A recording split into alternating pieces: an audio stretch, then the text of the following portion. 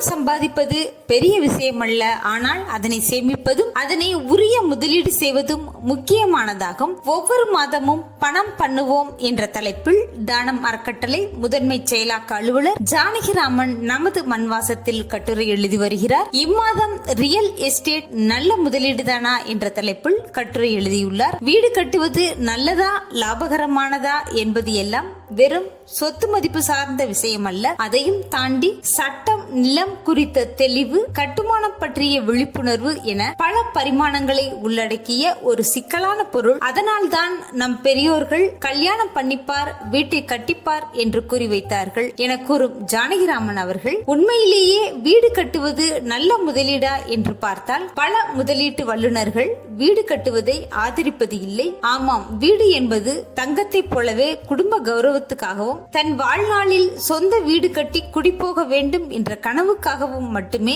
இந்திய சமூகத்தில் அணுகப்படுகிறது. வாழ்கின்ற வீடு சொந்த வீடாக இருக்க வேண்டும் என்பதில் மாற்று கருத்து இல்லை. அது தேவைதான். நாம் அதனை விற்க போவதில்லை என்பதால் அதனை முதலீடாகவும் பார்க்க முடியாது. ஆனால் கூடுதலாக வீடுகள் கட்டுவது இன்றைய சூழலில் நல்ல முதலீடாக கருதப்படுவது இல்லை என கூறும் அவர், வீடு வாங்க வேண்டுமா வேண்டாமா, வாங்குவது என்றால் எது மாதிரியான முதலீடு அதில் செய்ய வேண்டும் என்பது குறித்து விளக்கமாக எழுதியுள்ளார். சேமிக்க வேண்டும் என்ற எண்ணம் உடையவர்கள் நிச்சயம் வாசிக்க வேண்டிய கட்டுரை இது. இம்மாத நமது மண்வாசம் வாங்கி வாசித்து தெரிந்து கொள்ளுங்கள்.